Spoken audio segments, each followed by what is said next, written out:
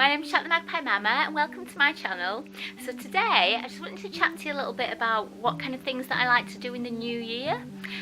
So my January plans are quite long and extensive. There's lots of little things that I've learned throughout the years that are kind of really useful to me. So I thought I'd share one of these today. I hope you like it. It's one that it's a fun one I really like to do. So what I like to do is I like to make myself just a little special area for myself, and I do this every year. And it's just kind of, you can call it all kinds of different things. You can call it an inspiration point, you can call it a shrine to yourself. But basically it's just a little area just to kind of remind yourself kind of who you are and where you want to be in life, and to remind you to look after yourself.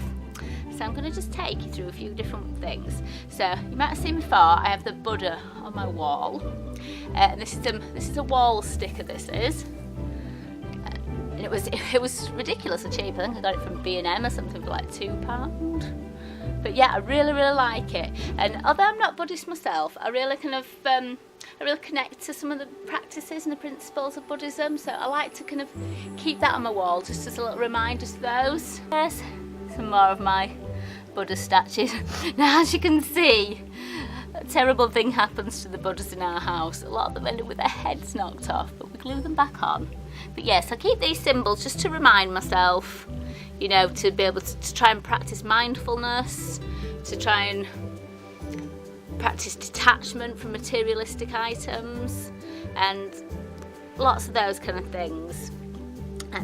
You can also put in your area maybe a special book that you really want to kind of concentrate on looking this year. And this is my Flow Mindfulness Workbook. This is the second mindfulness book by Flow. So I'm looking forward to getting really stuck into that. You can just kind of flick through. You see, there's always a nice little poster or something at the end as well, you know. And this one's got it's got a flow journal, so it's got a mindfulness journal in there as well. So it's a really lovely book. You know, lots of information, lots of bits to fill in. Always really great, the Flow ones, Flow International, definitely recommend that. And okay, so over here, so again we've got more of the kind of little Buddha statues. Now each Buddha has, each one that you see represents something else. It's by the way that they hold their hands. I haven't got the chart to remind me at the moment, but yeah, you can look into kind of what your Buddha that you buy means.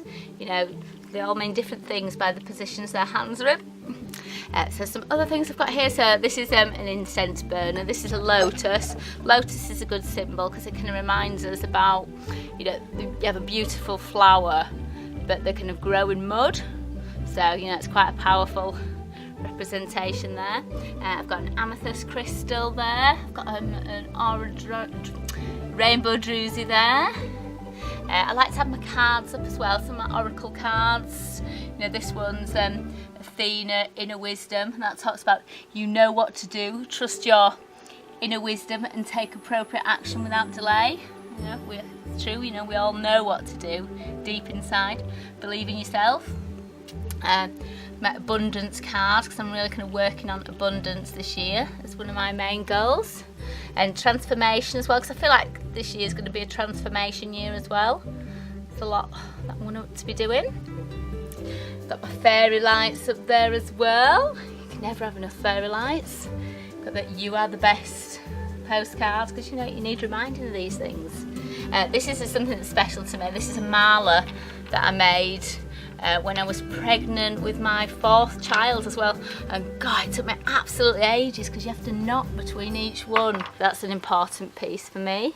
Over here I've got some beautiful candles I got for Christmas. Oh, this is a Ganesh statue.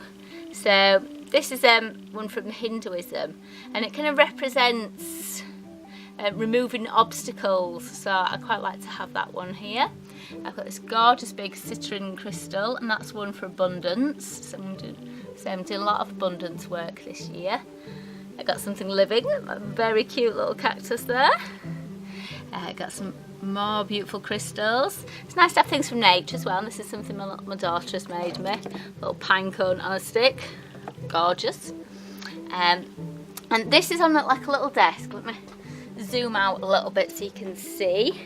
So this is just like a little fold down desk, My friend actually decorated this for me, and she's got maps in it, and it's all orange and lovely, and it's the first time I've used it for creating my little area, so I'm really pleased with it. Over here I've got my abalone shell. This is the one that I do the smudging with, and the sage, of course. And then I just wanted to show you a few different ways that you could do, you know, one of these if you wanted to do one. So this is just like a little box frame, but you could put all your little bits in here. So you could put, you know, you could put a little plant in. I've got another crystal hiding in there. I've got another tiny little Buddha statue here, and I've got Frida Kahlo here. She's one of my inspirational ladies, so it's nice to have her in my little area. And I've also got a mini one that's set up here, you know, to show you can do it kind of anyway. You just do a little one. So this is like a little terrarium thing. It's not focusing very well, but in there we've got a tiny Ganesh, and we've got a crystal as well, so you can just do little ones everywhere. You might want to, if you've got any oracle cards or anything like that, it's nice to keep them in this kind of area as well, you know, just to remind you to give them a go. And it doesn't have to be all this kind of hippie stuff that I like, you know. If you think to yourself, oh, that's not really me, you know, think of it, maybe you can think of it another way, you know, as just your own inspirational area. So this is one that I just set up just to see, you know, if you could do a quick setup one, you know, a mobile, if you haven't got a space that's permanent. So this is just a box, and it's just got a scarf kind of thrown over it. So this is kind of palm trees and stuff. So this one's a little bit of a kind of summer theme one. It's a little bit joyful. And then I've got Believe in Yourself cards. This is just from a pack of cards. Have a great day. You know, if you have a look at this every day, it says have a great day, you're going to be more chance that you can have a great day. This is another of my oracle cards. This is an adventure one. So I'm looking forward to more adventures this year. And a pineapple. I've got a friend who loves pineapples, so I think she might need to have one of these in hers. And then I've got a little camera here as well, inspirational, you know, because a lot of my work this year is going to be involving cameras, so that's a nice one to have. And then a shell, and this is going to be reminding me that I'm going to be hitting the beach sometime this year. Well, I better be anyway.